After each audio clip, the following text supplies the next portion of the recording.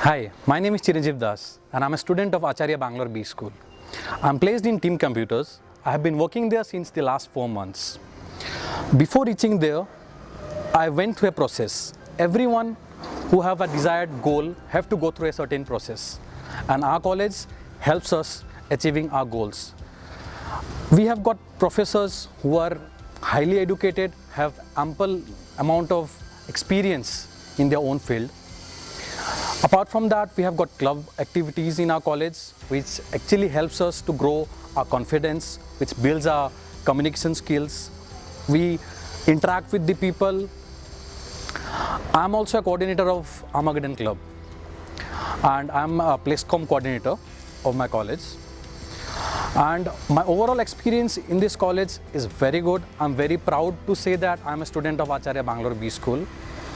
I would like to thank my director sir, my professors and head placements for grooming me in such a manner that I'm placed in a corporate world now, and I'm working there very happily.